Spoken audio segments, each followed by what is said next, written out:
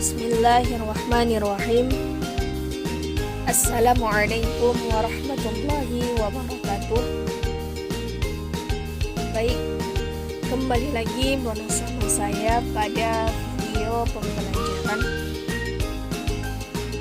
Nama saya Zulhijjah NIM 19010035, dan materi yang akan saya bawakan pada video ini tentang adab bertamu dan menerima tamu.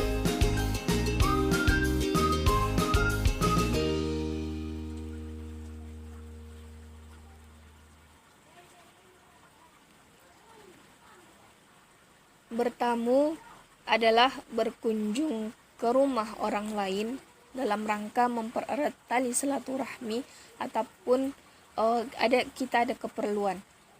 Maksud orang lain di sini yaitu bisa jadi tetangga kita, sanak saudara, ataupun yang lainnya. Jadi untuk mempererat silaturahmi juga.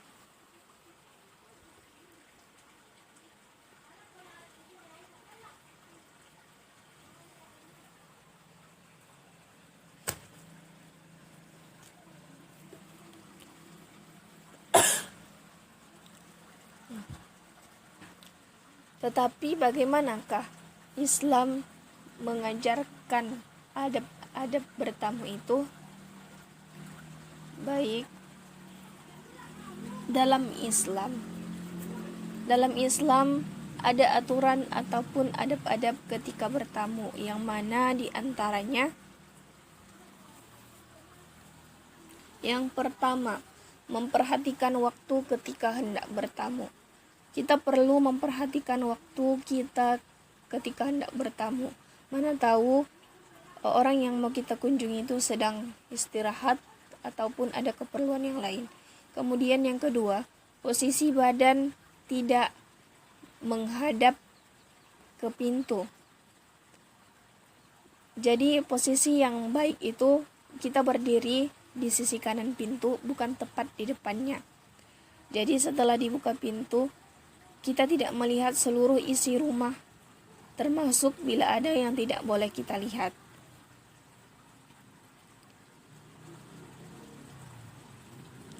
Yang ketiga, mengetuk pintu dan memberikan salam. Rasulullah Shallallahu Alaihi Wasallam mengajarkan kepada kita bahwa batasan meminta izin ataupun mengetuk pintu itu sebanyak 3 kali. Jadi jika tidak ada respon ataupun sautan dari dalam rumah ketika kita sudah meminta izin dengan ketukan 3 kali, maka kita boleh pulang dan kita boleh pulang. Kemudian yang keempat, tidak mengintip ke dalam rumah. Mengapa kita dilarang mengintip ke dalam rumah? Karena mengintip ke dalam rumah merupakan kegiatan yang tidak sopan dan dapat menimbulkan kesan yang kurang baik. Seolah-olah kita itu seperti orang yang mau mencuri.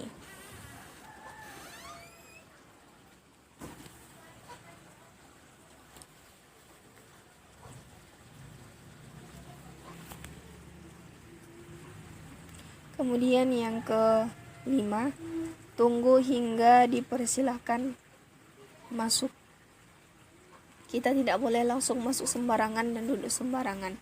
Kita harus menunggu pemilik rumah mengizinkan kita masuk dan mempersilahkan kita duduk. Kemudian yang terakhir, langsung pulang jika sudah selesai urusan kita kepada yang punya rumah. Mana tahu yang punya rumah juga ada keperluan yang lain. Materi yang kedua yang itu tentang adab menerima tamu. Yang mana pengertian menerima tamu yaitu menerima tamu dimaknai menyambut tamu dengan berbagai cara penyambutan yang lazim dilakukan menurut adat ataupun agama dengan maksud untuk menghormati atau memuliakan tamu. Adapun adab-adab menerima tamu, yaitu yang pertama, menjawab salam dan menyambut tamu. Kita menjawab salam dengan ucapan waalaikumsalam dan menyambutnya dengan ramah tamah, dengan senyuman yang tulus dan pakaian yang sopan.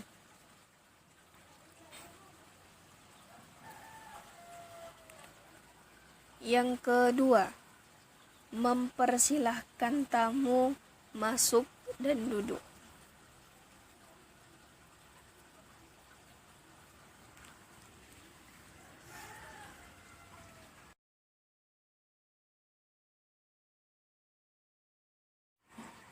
Yang ketiga, menghidangkan makanan dan minuman tanpa memberatkan tuan rumah dan mempersilahkan tamu yang lebih tua terlebih dahulu untuk makan.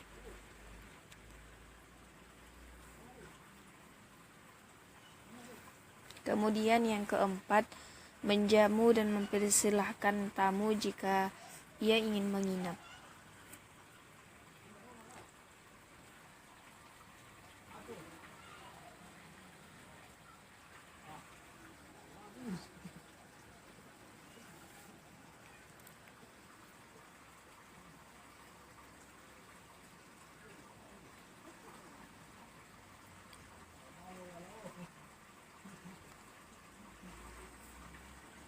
Kemudian saya akan menjelaskan lagi manfaat bertamu dan bersilaturahmi. Yang mana di antaranya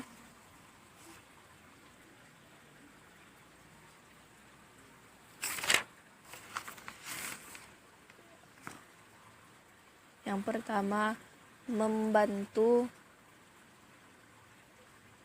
mengurangi stres dan cemas berlebihan. Dapat mengurangi cemas berlebihan dengan kita dapat mengurangi cemas dan berlebihan dengan berbincang dan bersosialisasi, membicarakan berbagai hal-hal seru secara tidak langsung dapat mengurangi beban stres kita dan cemas yang berlebihan. Kemudian yang kedua, meningkatkan daya ingat dan mencegah demensia. Manfaat bersilaturahmi untuk kesehatan tanpa kita sadari dapat membantu menjaga dan meningkatkan daya ingat, karena seseorang yang sering bersilaturahmi dan aktif sosial memiliki daya ingat serta kemampuan kognitif lebih baik. Kemudian yang ketiga, meningkatkan imun kita, meningkatkan imun tubuh dan memperpanjang usia. Saling berinteraksi dengan manusia lain memiliki keterkaitan dengan peningkatan sistem imun tubuh, karena bersilaturahmi ada banyak hormon dalam tubuh yang saling bereaksi, maka dapat meningkatkan imun tubuh dan memperpanjang usia kita. Kemudian membantu memecahkan masalah. Dengan bersilaturahmi kita akan berbicara tentang masalah kita, kemudian kita akan mendapatkan solusinya ketika kita bersilaturahmi dan menceritakan masalah kita. Jadi dapat membantu memecahkan masalah. Baru membantu semua orang menjadi lebih dekat dengan penciptanya. Manfaat silaturahmi bagi seseorang tidak hanya menyambung ikatan dengan sesama manusia, tetapi juga hubungan dengan Sang Pencipta. Kemudian silaturahmi juga membuat gembira sanak saudara.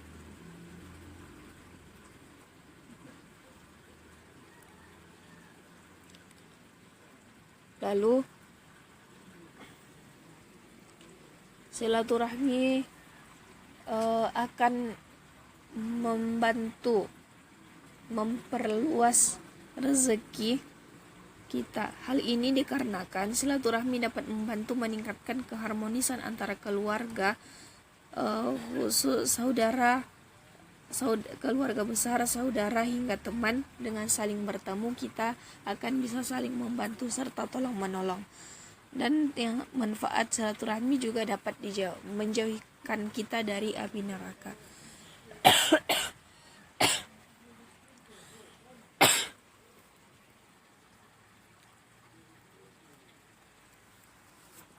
Yang kedelapan yaitu sebagai bentuk iman kepada Sang Pencipta, sebagai bentuk keimanan kita kepada Allah. Yang terakhir, menambah pahala setelah meninggal. Dengan kita bersilaturahmi ketika kita meninggal, maka sanak saudara ataupun saudara yang kita kunjungi itu akan mendoakan kita. Jadi menambah pahala setelah meninggal.